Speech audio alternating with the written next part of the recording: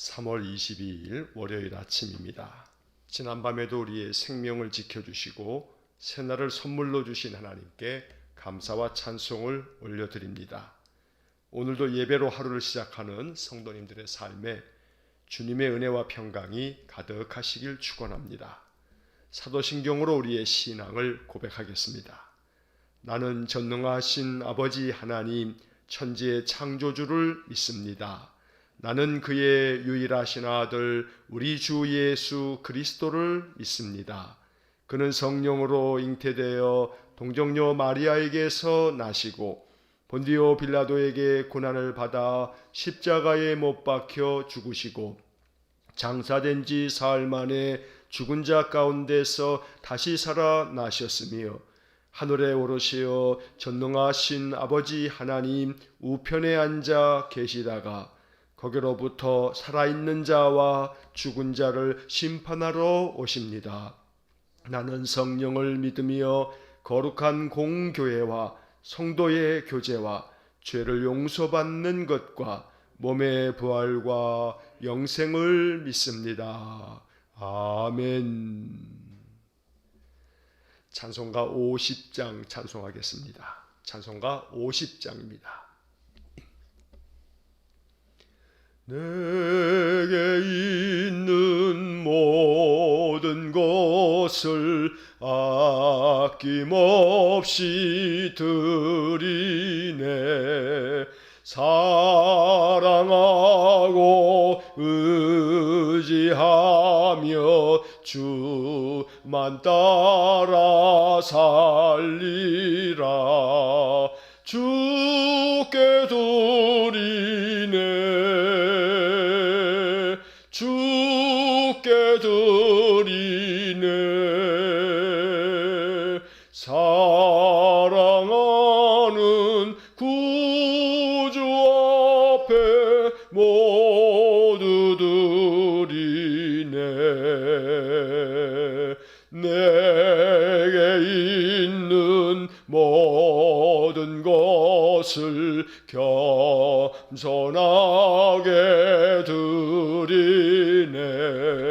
세상 욕심 멀리하니 나를 받아주소서. 주께 드리네. 주께 드리네. 사랑하는 구주 앞에 모두 드리네. 내게 있는 모든 것을 주를 위해 드리네. 주의 성령 충만하게 내게 내려주소서. 주께 드리네. 주께 드리네. 사랑하는 구주 앞에 모두 드리네.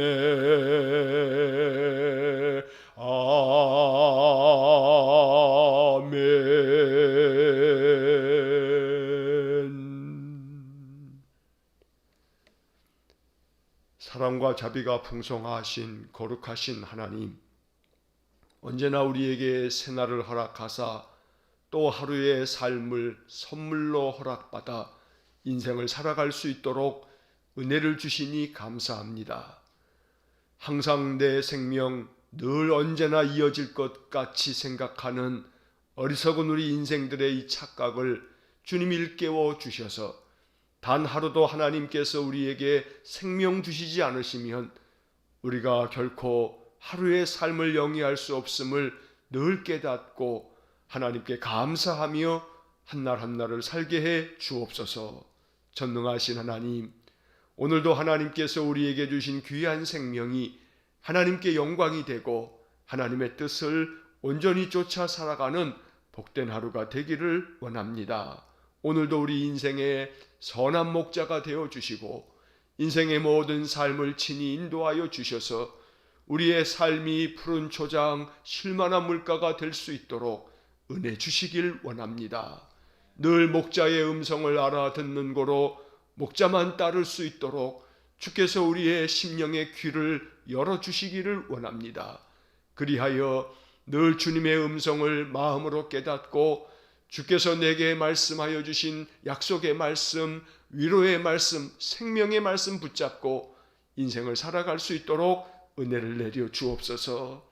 끊임없이 세상은 우리의 마음을 흔들어대고 우리로 하여금 낙담하게 하고 마음에 많은 불안과 염려를 심어놓지만 주의 성령께서 능력으로 우리의 심령을 굳건하게 붙잡아 주셔서 세상의 모든 염려와 모든 불안과 걱정과 두려움들은 다 십자가 아래 내려놓고 오직 주님께서 부어주시는 주의 보배로운 피로 말미암아 우리의 심령이 늘 새 생명으로 충만해지므로 오직 하나님 나라 바라보면서 우리 주님 약속의 말씀 의지하면서 주님 주시는 믿음의 힘으로 인생을 살아가게 해 주옵소서. 거룩하신 하나님, 오늘도 우리의 삶이 힘들고 또 너무나 괴로운 많은 인생이라 할지라도 주님 우리 성도들의 마음을 독수리 날개치며 하늘로 피올라감처럼 여호와를 앙망하는 마음을 주심으로 이 한날의 모든 삶을 주님의 도우시는 힘으로 주님 주시는 지혜로 우리의 삶을 감당해 갈 수 있도록 은혜 주시기 원합니다. 성도들의 모든 삶 속에 주님 간섭해 주시고 친히 주님께서 우리 성도들의 인생의 삶을 주관하여 주시고 그래서 우리 힘으로 감당할 수 없는 것들 하나님 도와주시고 역사해 주셔서 우리 주님의 은혜와 평강이 우리의 삶에 더욱더 충만하게 드리워져서 오직 하나님 역사하시는 그 거룩하신 손길을 늘 날마다 일상의 삶 속에서 경험할 수 있도록 복을 내려 주옵소서. 오늘도 살아 역사하시는 하나님, 늘 나를 위하여 준비하시는 여호와 이레, 내게 늘 승리 주시는 여호와 니시 하나님을 우리의 삶 속에서 만나기를 원하오니 주님 우리를 찾아와 주시고 우리를 만나 주시고 우리의 인생 가운데 주님의 손을 내미셔서 능하신 주의 손으로 우리 삶을 붙잡아 주시기를 간절히 원합니다. 거룩하신 하나님, 이른 아침 깨어 주님께 예배하는 우리 성도들의 삶이 온전히 일평생 계속되어지기 원합니다. 거룩한 영적 습관이 우리를 살리는 그러한 능력이 되기를 원합니다. 자비로우신 하나님 앞에 새벽을 깨워 주님께 우리 자신을 산제물로 드리오니 새벽에 도우시겠다는 약속의 말씀들을 우리에게 이루어 주셔서 아침마다 예배하며 우리의 마음에 품고 있는 모든 기도가 우리 주님께 상달되어 주님 우리의 간구하는 기도마다 역사해 주시기를 간절히 원합니다. 오늘도 우리 성도들의 가정과 저들의 모든 일터와 우리 성도들의 모든 사업장을 축복해 주시고 언제나 내 모든 삶을 주님께 맡기고 주의 도우심을 힘입어 기도하면서 살아갈 때에 날마다 우리 하나님께서 우리의 모든 삶의 환경과 형편을 주장해 주심으로 늘 사방의 평안을 경험하게 하시고 형통의 삶이 되어지도록 은혜를 내려 주옵소서. 오늘도 우리의 연약한 육신과 우리의 심령을 주님께 맡기오니 주님께서 치료의 광선을 비추어 주시고 우리 주님 주시는 강건케 하시는 은혜가 우리의 몸과 우리의 심령을 늘 새롭게 하고 새 힘이 넘쳐나도록 은혜를 내려 주옵소서. 주의 몸된 교회를 사랑하여 주시고 이 교회로 하여금 거룩하게 하시고 하나님의 뜻을 온전히 쫓아 주의 나라를 이루어가는 교회가 되게 하시며 우리 하나님 능력 가운데 이 교회를 세우셨으니 주께서 이 교회를 통하여 영광을 받으시고 이 교회를 통하여 하나님의 나라가 하나님이 이 지역사회에 하나씩 펼쳐져 가도록 은혜 주시기를 원합니다. 오늘도 우리의 모든 삶을 주관하시는 하나님 앞에 전심을 다하여 예배하면서 한날을 시작하는 우리 모든 성도들에게 우리 하나님 그 얼굴빛을 비추어 주시고 우리 하나님의 능력을 부어 주시고 주의 성령께서 친히 임재하셔서 우리의 모든 삶을 친히 주관하여 주옵소서. 오늘도 이 아침 우리에게 주시는 말씀을 읽고 기록된 말씀을 묵상하면서 주님의 뜻을 발견하기 원하오니 말씀을 읽고 묵상할 때마다 성령께서 우리의 마음에 지혜와 계시의 영을 부어 주셔서 이 말씀이 주의 음성으로 들려지게 하시고 이 말씀을 통해서 우리의 신앙이 더욱더 굳건해져 가도록 은혜를 내려 주옵소서. 오늘도 이 아침 우리의 예배와 우리의 중심을 연락해 주시기를 간절히 원하며 예수님 이름으로 기도하옵나이다. 아멘. 오늘 아침 우리에게 주시는 하나님의 말씀은 누가복음 20장 41절에서 21장 4절의 말씀입니다. 누가복음 20장 41절에서 21장 4절까지의 말씀을 봉독하겠습니다. 예수께서 그들에게 이르시되 사람들이 어찌하여 그리스도를 다윗의 자손이라 하느냐. 시편에 다윗이 친히 말하였으되 주께서 내 주께 이르시되 내가 내 원수를 내 발등상으로 삼을 때까지 내 우편에 앉았으라 하셨도다 하였느니라. 그런즉 다윗이 그리스도를 주라 칭하였으니 어찌 그의 자손이 되겠느냐 하시니라. 모든 백성이 들을 때에 예수께서 그 제자들에게 이르시되 긴 옷을 입고 다니는 것을 원하며 시장에서 문안받는 것과 회당의 높은 자리와 잔치의 윗자리를 좋아하는 서기관들을 삼가라. 그들은 과부의 가산을 삼키며 외식으로 길게 기도하니 그들이 더 엄중한 심판을 받으리라 하시니라. 예수께서 눈을 들어 부자들이 헌금함에 헌금 넣는 것을 보시고 또 어떤 가난한 과부가 2렙돈 넣는 것을 보시고 이르시되 내가 참으로 너희에게 말하노니 이 가난한 과부가 다른 모든 사람보다 많이 넣었도다. 저들은 그 풍족한 중에서 헌금을 넣었거니와 이 과부는 그 가난한 중에서 자기가 가지고 있는 생활비 전부를 넣었느니라 하시니라. 아멘. 오늘 우리에게 주신 이 누가복음의 말씀이 또 우리에게 귀한 영적 교훈이 되고 이 한날을 살아갈 때에 또 이 말씀이 우리 안에 하나님의 은혜가 되기를 간절히 축원합니다. 자, 오늘 우리가 읽은 이 본문의 말씀에는 3가지 이야기가 담겨져 있습니다. 먼저 41절에서 44절까지의 말씀에서 예수님께서 사람들에게 메시아, 그리스도가 어떤 존재인지에 대해서 알려주는 아주 소중한 말씀이 담겨져 있습니다. 이 말씀은 사실 우리가 그냥 문자로 이 성경을 읽어가면서 쉽게 와 닿는 그런 구절들은 아닙니다. 왜냐하면 이 41절에서 44절까지에 나오는 예수님께서 그리스도에 대해서 가르쳐 주신 이 귀한 진리의 말씀이 우리의 마음속에 이것이 무슨 뜻을 가지고 있는지 이렇게 선명하게 알아차리기에는 이 말씀이 조금 우리에게 좀 어렵게 이렇게 다가오는 측면이 분명히 있습니다. 자, 그래서 먼저 이 41절에서 44절까지의 말씀을 먼저 살펴보면, 자, 41절에서 예수님께서 묻습니다. 사람들이 어찌하여 그리스도를 다윗의 자손이라 하느냐. 자, 이 물음 속에는 사람들이 우리가 복음서 누가복음을 쭉 읽으면서도 여러 차례 봤습니다만 다윗의 자손 예수여 나를 불쌍히 여기소서 이렇게 외치는 사람들의 소리가 많았고, 예수님께서 예루살렘에 입성하실 때에도 다윗의 자손이여 하면서 호산나를 외치곤 했습니다. 그래서 예수님께서는 지금 이 예루살렘 성전 안에서 마지막 한 주간을 보내시면서 사람들이 가지고 있는 그 생각, 메시아가 다윗의 자손이라고 그렇게 환호하면서 환성을 치는 그러한 사람들의 생각에 대해서 오늘 이 본문의 말씀을 통해서 메시아가 도대체 누구이며 메시아는 어떤 존재인가 라고 하는 이러한 문제를 사람들에게 지금 가르쳐주고 계시는 겁니다. 자, 분명 구약 성경의 예언은 메시아는 그리스도는 다윗의 자손을 통해서 날 것이라고, 유대의 씨를 통해서 유다 자손으로서 태어날 것이고 다윗의 후손으로 이 땅에 나실 것이라고 여러 선지자들을 통해서 말씀하신 바 있습니다. 그래서 유대인들은 장차 메시아는 다윗의 자손으로 이 땅에 오셔서 그 옛날 다윗 왕이 누렸던 그 영화와 또 유대 나라를 가장 번창하게 만들었던 그 나라를 그 메시아가 오셔서 이룰 것이라고 그렇게 믿고 생각했던 겁니다.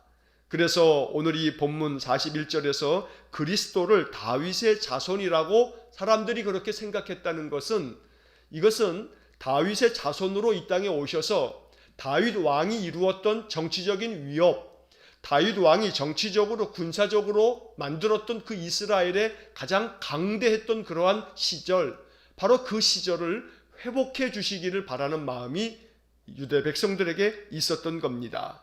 그런데 예수님께서는 오늘 이 본문의 42절과 43절, 44절의 말씀을 통해서 유다 사람들이 가지고 있었던 그 생각을 그대로 두시는 것이 아니라 그 생각을 확장시키고 있습니다.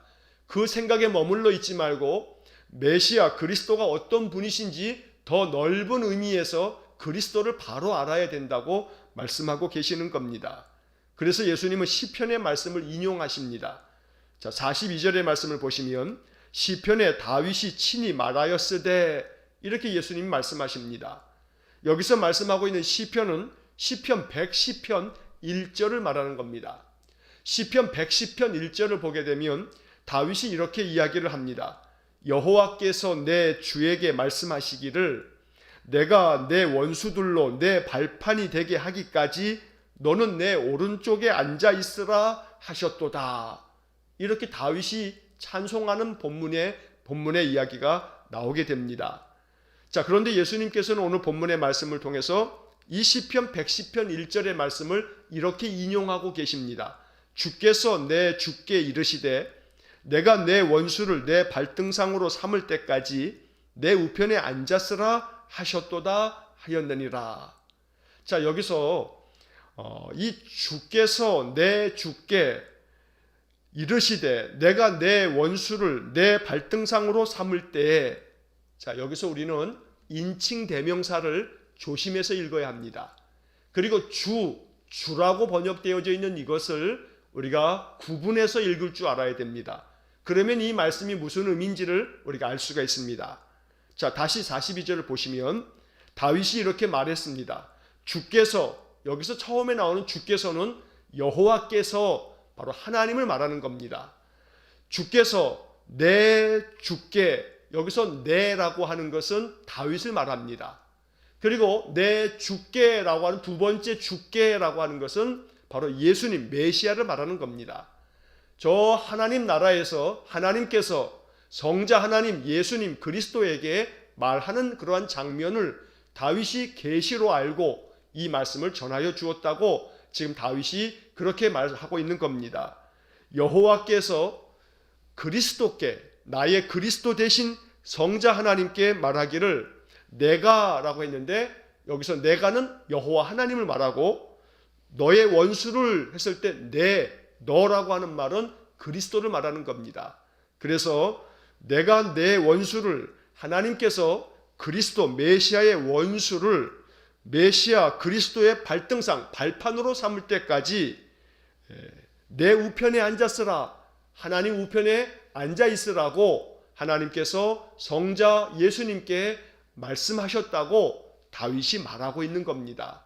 그래서 예수님께서는 시편 110편 1절의 말씀을 인용하시면서 이제 44절의 말씀을 보면 그런즉 다윗이 그리스도를 주라고 칭하였다. 하나님께서 나의 주님에게 말씀하시기를 내가 모든 원수를 너의 발판 아래 삼을 때까지 너는 나의 오른쪽에 앉아 있으라 라고 하나님께서 나의 주님 되신 그리스도에게 말씀하셨다고 다윗이 그렇게 이야기했다고 주님이 그 말씀을 풀이해 주고 있는 것입니다. 그래서 44절에서 다윗이 그리스도를 주라고 칭하였으니 너희들이 말하는 것처럼 그리스도 메시아는 다윗의 자손이다 라고 하는 것이 어찌 그의 자손이 되겠느냐. 다윗이 그리스도를 주님이라고 했는데 어떻게 그 주님이 다윗의 자손이 되겠느냐라고 말하고 있는 겁니다. 자, 여기서 우리는 이 본문의 이야기가 담고 있는 신학적인 의미를 정리해야 합니다. 자, 이것은 무엇이냐 하면 예수님은 이 땅에 육신의 몸으로 우리 인생들을 구원하시려고 성육신하셨습니다. 그래서 혈통으로는 다윗의 자손으로 나셨습니다. 하지만 본질상 예수님은 다윗의 자손이 아닌 바로 성자 하나님이십니다. 그분은 하나님과 함께 하나님 우편에 계시었던 성자 하나님이셨는데 우리 인간들을 구원하시려고 다윗의 혈통으로 이 땅에 잠시 인간의 몸을 입고 오셨다는 겁니다. 그래서 오늘 본문의 이야기는 예수님께서 모든 유다 백성들에게 메시아 그리스도는 다윗의 자손으로 육신으로는 그렇게 왔지만 본질상 그분은 하나님이시다. 하나님 우편에 계셨던 성자 하나님이시다 라고 말하는 것입니다. 이것을 통해서 유다 백성들의 생각을 고쳐주고 있습니다. 그것은 무엇이냐 하면 시작하면서 말씀드린 것처럼 유대인들은 다윗의 자손으로 메시아가 오시면 바로 다윗 왕이 이스라엘을 다스렸을 때, 역사상 다윗이 이스라엘을 다스렸을 때 이스라엘은 가장 번창했습니다. 가장 힘이 셌습니다. 가장 태평성대를 누렸던 것입니다. 그래서 메시아가 다윗의 자손으로 이 땅에 오셔서 우리 이스라엘 백성들을 로마의 이 식민지 상태에서 구원하고 우리를 해방시키고 우리나라를 다시금 다윗 왕이 다스렸던 때처럼 그렇게 만들어 주시기를 바라는 정치적인 목적, 또 그들이 가지고 있는 경제적 목적, 그들이 가지고 있는 모든 마음속에 자기들이 꿈꾸고 있고 자기들이 바라고 있는 그러한 모습으로서의 메시아를 기다렸던 겁니다. 그러나 주님께서는 오늘 말씀을 통해서 메시아는 너희들이 원하는 그 목적을 이루기 위해서 온 게 아니고 하나님의 목적을 위해서 왔다라고 하는 것을 가르쳐 주는 겁니다. 단순히 다윗의 자손으로 이 땅에 오셔서 이스라엘을 해방시키는 정치적 메시아로 온 게 아니고 다윗의 주님이 되셔서 다윗뿐만 아니라 모든 세상 모든 만민들을 구원하시기 위해서 오신 분이다 라고 하는 것을 가르쳐 주시기 위해서 예수님은 다윗의 자손으로 육신으로는 그렇게 왔지만 본질상 그분은 다윗에게 있어서조차도 다윗의 주님이시다. 다윗조차도 예수님 메시아를 주님이라고 불렀던 것이다. 이렇게 시편 110편 1절의 말씀을 예수님께서 해석해 주고 있는 것입니다. 오늘 우리가 이 말씀을 묵상하면서 이것이 우리에게 은혜가 되고 복음이 되기를 간절히 원합니다. 예수님은 저 이스라엘 그 한 민족을 위해서 오신 분이 아닙니다. 예수님은 다윗의 주님이 되셔서 다윗뿐만 아니라 이스라엘뿐만 아니라 온 세상을 구원하시기 위해서 오신 겁니다. 그래서 이 본문의 말씀은 메시아 그리스도는 전 인류를 구원하시기 위해서 온 세상을 구원하시기 위해서 오신 것이지 단순히 이스라엘만을 위해서 오신 게 아니다 라고 하는 의미를 우리에게 가르쳐주고 있는 것입니다. 다윗이 그리스도를 주님이라고 불렀던 것처럼 주님은 오늘 우리에게도 주님이십니다. 예수님을 나의 주님으로 이야기했던 다윗처럼 오늘 우리의 삶에 예수님은 나의 주님이십니다. 내 인생의 모든 것들을 주관하시고 구원하시는 구세주 되십니다. 이렇게 그리스도에 대한 우리의 신앙 고백이 더욱더 깊어지고 분명해지기를 간절히 축원합니다. 자, 이제 45절서부터 마지막 47절까지의 말씀에서 예수님께서는 백성들에게 한 가지 중요한 경계의 말씀을 들려주십니다. 그것은 46절 맨 끝에 나와 있는 것처럼 서기관들을 삼가라. 다시 말하면 서기관들을 조심해라 라고 말씀하고 있는 겁니다. 자, 이 46절, 47절의 말씀 속에서 예수님은 서기관들을 비판하고 있습니다. 사실 복음서를 쭉 읽다 보게 되면 서기관과 바리새인과 율법학자들과 대제사장들이 예수님께로부터 많이 비난을 받고 책망을 받는 그런 장면들을 우리가 보아왔습니다. 그 중에서 서기관들은 그때그때마다 항상 끼어있는 그런 사람들이었습니다. 이 서기관들이야말로 주님이 보실 때 정말로 책망받아야 할 사람들이었던 겁니다.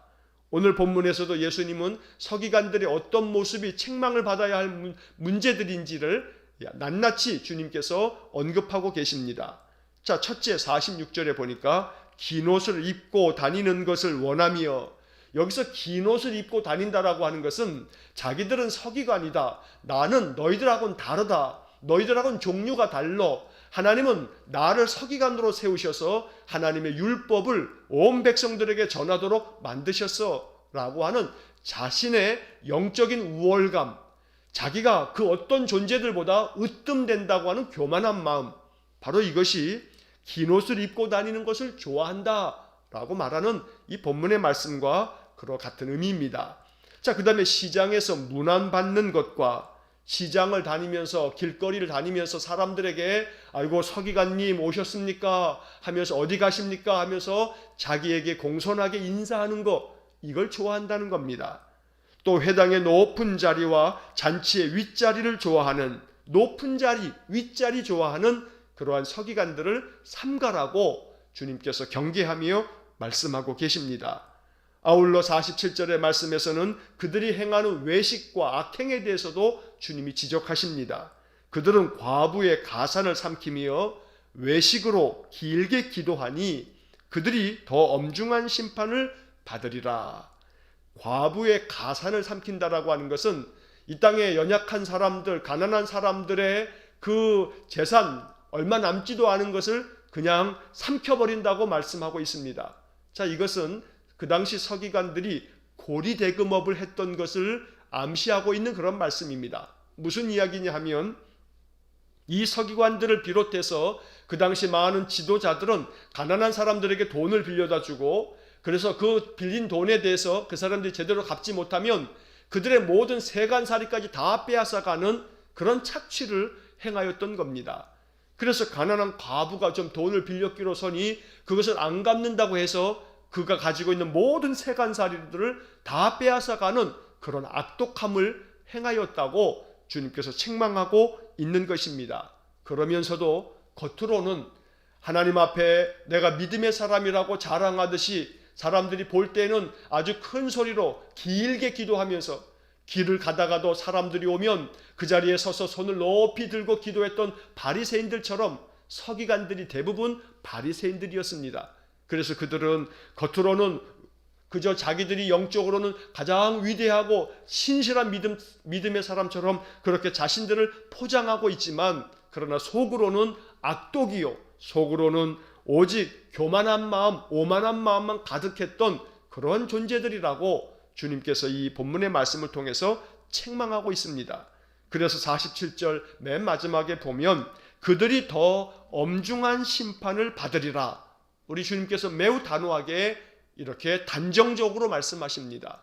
교만하고 그 마음에는 악이 가득하면서 겉으로는 자기가 가장 영적인 것처럼 그렇게 거칠에만 가득한 그러한 서기관들, 바로 여기서는 서기관이라고만 말하고 있습니다만 바리새인도 율법 교사들도 대제사장도, 아니 심지어 오늘 우리들조차도 이렇게 서기관과 같은 그런 모양새로 겉모양만 그저 신앙이 있는 채, 겉모양만 그저 나는 영적으로 살아가고 있는 채라고 이렇게 한다면 그러한 사람들에게 엄중한 심판이 있을 것이라고 주님 말씀하고 계시는 것입니다.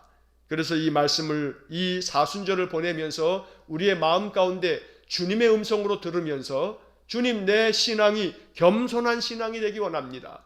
나 자신은 더 낮추고 낮출 수 있는 그러한 겸허한 마음을 내게 주십시오. 이렇게 기도해야겠습니다.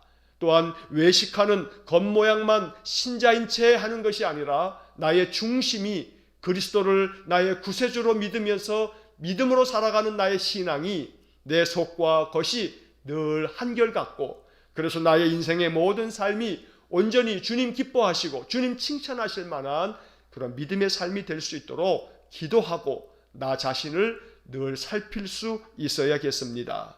그래서 오늘 본문의 말씀처럼 이 서기관들의 이 책망받는 이러한 모습이 우리의 모습이 되지 아니하고, 오직 우리는 주님 앞에 착하고 충성된 종아, 네가 작은 일에 충성했으니 내가 너에게 큰 것을 맡기겠다 라고 하는 주님의 칭찬만 받는 그런 귀한 믿음의 삶이 될 수 있기를 간절히 축원합니다. 자, 이제 21장으로 넘어오게 되면 21장 1절서부터 4절까지의 말씀에서 예수님께서 지금도 여전히 성전에 계시면서 저 성전에서 하나님께 예물을 드리는 사람들의 모습을 보게 되었습니다. 그리고 이것을 가지고 주님께서 말씀해 주십니다. 자, 1절의 말씀을 보시면 예수께서 눈을 들어 부자들이 헌금함에 헌금 넣는 것을 보시고 또 어떤 한 과부가 헌금을 드리는 모습을 보셨습니다. 자, 그리고 말씀을 하십니다. 참으로 내가 너희에게 말하노니 이 가난한 과부가 다른 모든 사람보다 많이 넣었다. 이렇게 주님 말씀하십니다.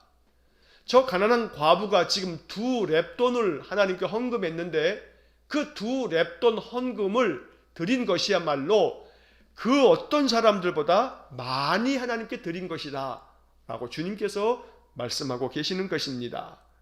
자, 여기서 2렙돈이라고 하는 것은 이 렙돈, 이건 동전을 이야기하는 그런 이 동전의 명칭입니다.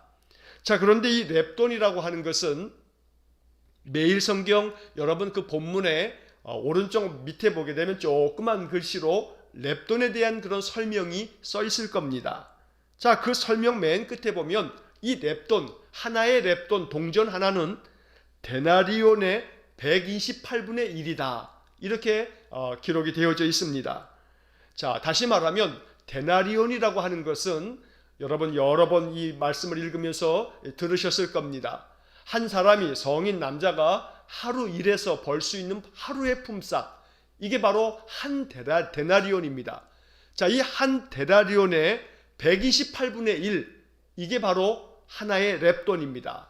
자, 그래서 오늘날 우리의 가치로 환산을 하게 되면 우리가 오늘 2021년을 살고 있는데 2021년에 최저 시급이 1시간 일하면 8,720원을 시급으로 줍니다.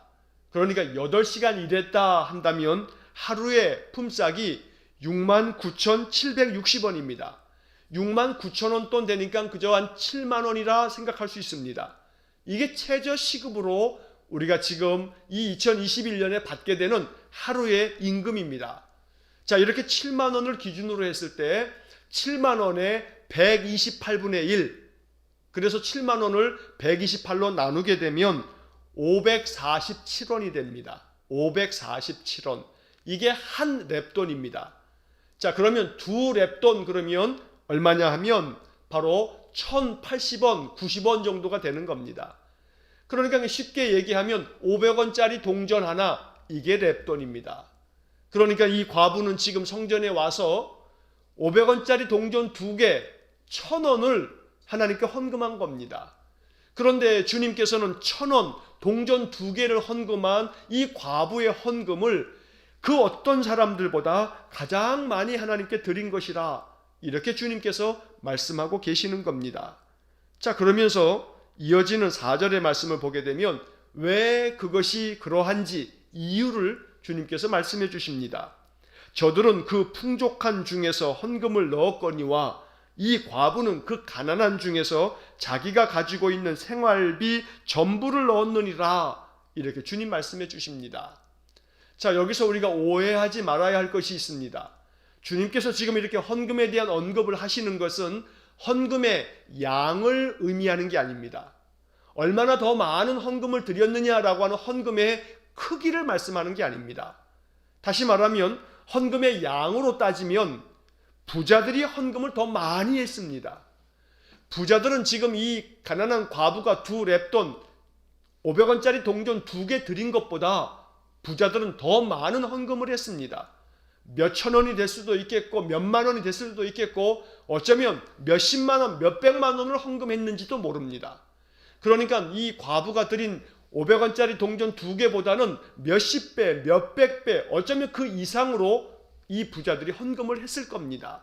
그러니까 헌금의 절대적인 양으로 비교하자면 이 과부의 헌금은 아무것도 아닌 보잘것없는 헌금입니다.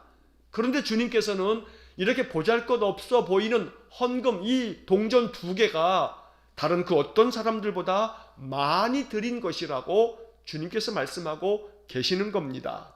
그래서 오늘 본문에서 대단히 중요한 것은 14절에 나와 있는 그 풍족한 중에서 라고 하는 단어하고 그 가난한 중에 라고 하는 두 개의 단어입니다. 부자는 풍족한 중에서 헌금을 드립니다. 다시 말하면 예를 들어서 100억 재산가가 있습니다. 자기 재산이 100억입니다. 자, 이 100억을 가지고 있는 이 부자가 헌금을 드릴 때 한 100만 원을 드렸다고 친다면 100억을 가지고 있는 사람에게 100만 원은 사실 속된 말로 하면 그냥 껌값입니다. 자, 100억 재산가가 헌금을 100만 원 드리면 100만 원 자체만 보면 많이 드린 것이지만 그 사람에게 있어서는 그 100만 원은 있어도 그만 없어도 그만인 돈입니다. 자, 그랬을 때 절대적인 양으로 비교하자면 100만 원이 훨씬 많이 드린 것이지만 단돈 500원짜리 동전 2개 1000원을 드린 사람과 100만 원을 드린 사람은 비교할 수 없는 헌금의 액수의 차이가 있습니다. 하지만 오늘 본문에서 예수님은 이 과부는 그 가난한 중에 자기의 생활비 전부를 넣었다라고 말씀하고 있습니다. 여기서 또 한번 주의하셔야 할 것이 있습니다. 이 과부는 지금 생활비 전부를 드렸다라고 하는 이 말씀입니다. 그래서 예전에는 종종 이 본문의 말씀이 악용되었습니다. 오용되었던 겁니다. 목회자들이 이 말씀을 헌금에 대한 설교를 하면서 이 본문의 말씀을 가지고 생활비 전부를 드렸기 때문에 주님께서 이 과부를 칭찬하고 계시는 것이라고, 그러면서 생활비 전부를 드리는 것처럼 그렇게 헌금 생활해야 한다고 생활비 전부라고 하는 이 단어에 더 강조하면서 이야기했던 그런 시절이 있었습니다. 그런 목회자들이 있었다는 겁니다. 그러나 오늘 이 본문의 말씀의 강조점은 생활비 전부 여기에 있는 게 아닙니다. 가난한 중에서 드렸다는 겁니다. 다시 말하면 가난한 사람에게 그저 500원 1000원이라고 하는 것은 대단히 중요한 겁니다. 다시 말해서 그저 이것이 500원 1000원이긴 하지만 가난한 사람들에게 500원이든 1000원이든 아니면 5000원이든 만원이든 가난한 사람에게 이것은 그가 전적으로 의지할 수밖에 없는 것입니다. 그래서 그들에게 있어서 이 단돈 얼마 되지 않는 이것은 그들이 자신이 가지고 있는 전부이기 때문에 그저 오매볼망 그 작은 돈을 조금이라도 이것이 또 깨지면, 이것이 사라지면 자기가 살 길이 없기 때문에 전적으로 의지할 수밖에 없는 그런 돈이 바로 그가 가지고 있는 이 작은 두 랩돈이었던 겁니다. 그래서 예수님께서는 이 과부는 자기가 가장 의지할 수밖에 없는, 이 과부에게 있어서는 가장 중요한 바로 그것을 하나님 앞에 내어드렸다는 겁니다. 그래서 오늘 이 본문의 말씀을 읽으면서 헌금의 액수의 문제가 아니고 생활비 전부냐 아니냐라고 하는 크기의 문제가 아니고 과연 우리들의 신앙의 삶에서 내가 가장 중요하다고 여기는 것을 주님 앞에 내어드릴 수 있겠는가 라고 하는 문제로 이 말씀을 바라보는 것입니다. 가난한 사람에게는 작은 돈 하나라도 이것이 대단히 중요하고 그것에 연연할 수밖에 없지만 내가 연연하고 있는 그것을 주님께 내어드릴 줄 아는 그러한 마음, 바로 그 중심을 주님께서 바라보고 계시는 것입니다. 오늘 우리의 삶에서 가장 중요한 것은 내 생명이고 또한 그 생명이라고 하는 것을 달리 표현하면 내게 주어진 시간을 말하는 것입니다.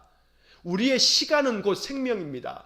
내게 시간이 있다는 것은 내가 아직도 살아있다는 것이고 내가 살아있다라고 하는 이 생명은 어떤 것으로도 비교할 수 없는 가치가 있는 소중한 것입니다. 그러므로 이렇게 이른 아침에 하루의 첫 시간을 주님께 드리는 거, 여러분 가장 중요한 것을 하나님 앞에 지금 드리고 있는 것입니다. 주님이 칭찬하실 것입니다. 내 삶에서 가장 중요한 나의 마음 중심을 주님께 드리고 비록 작은 예물을 드린다 할지라도 주님, 이 작은 예물이 주님 앞에는 내 마음 중심이 되기를 원합니다. 이런 마음으로 우리가 예물을 드리고 그렇게 나의 삶 속에서 나의 입술의 말과 나의 마음의 생각과 나의 모든 행동을 주님께 드립니다. 이렇게 우리의 마음속에 가장 중요한 것들을 드림으로 우리 주님께로부터 칭찬받는 그런 삶이 될 수 있기를 간절히 축원합니다. 나의 삶을 헌신하고 나의 삶을 주님께 내어 맡기면서 충성하고 정성을 다해서 주님의 말씀대로 인생을 살아가는 것, 이것이 바로 우리가 주님께 드릴 참된 예물인 것입니다. 이렇게 우리의 인생의 삶, 주님 앞에 내가 무엇을 드릴 수 있을까? 나의 가장 중요한 것 무엇을 드리면 좋을까? 항상 주님께 내어 드릴 것을 늘 마음속에 생각하며 기도한다면 우리 주님 앞에 내 생명 드립니다. 우리 주님 앞에 나의 삶의 첫 시간을 드립니다. 우리 주님 앞에 내 입술의 말과 행동과 내 모든 삶의 모양을 주님께 내어 드립니다. 그렇게 늘 믿음 안에 고백하면서 사심으로 오늘 이 본문의 주님의 이 칭찬이 우리에게 주시는 칭찬이 될 수 있기를 주의 이름으로 간절히 축원합니다. 기도하겠습니다. 사랑과 자비가 풍성하신 하나님, 메시아 그리스도께서는 단순히 이스라엘 백성들만을 위한 다윗의 자손으로 이 땅에 오신 것이 아니고 다윗에게조차도 다윗의 주님으로 이 땅에 오셔서 온 백성을 구원하시고 우리 인생들에게 참된 복음의 진리의 말씀을 전하여 주심으로 우리를 구원하시는 분이시니 오늘 이 아침 예수님을 나의 구주로 믿는 모든 성도들에게 주께서 메시아 그리스도가 되셔서 우리를 건져내 주시고 우리에게 생명을 부어 주시기를 간절히 원합니다. 자비로우신 하나님, 늘 겉으로만 외식된 신앙을 가지고 있었던 서기관들의 모습이 우리에게서는 다 사라지기를 원합니다. 전심으로 하나님을 그 마음 다하여 섬길 수 있는 진실한 믿음을 허락하여 주시고 내 삶에 가장 중요하며 가장 소중한 것들을 주님께 내어 맡기면서 내 삶의 생명을 주께 드리듯 나의 모든 인생의 삶을 주님 말씀 의지하여 주의 뜻대로 살아감으로 주님께 칭찬받는 그런 우리 성도들 되게 하여 주옵소서. 오늘도 한날의 모든 삶을 주님께 의탁하오니 주께서 우리의 인생 삶 속에 찾아오셔서 우리의 인생을 주관하여 주시고 은혜와 평강을 더하여 주옵소서. 예수님 거룩하신 이름으로 기도하옵나이다. 아멘. 우리 구주 예수 그리스도의 은혜와 하나님 아버지의 극진하신 사랑과 성령의 교통하심이 날마다 내 삶의 중심을 주님께 드려 우리 주님 기뻐하시며 칭찬하시며 주의 은혜를 더 풍성히 받아 누리며 살기를 소원하는 머리 숙인 믿음의 성도들 위에와 저들 가정과 온 가족들 위에 우리 성도들의 일터와 사업장 위에 이제로부터 영원토록 함께 하시길 축원하옵나이다. 아멘.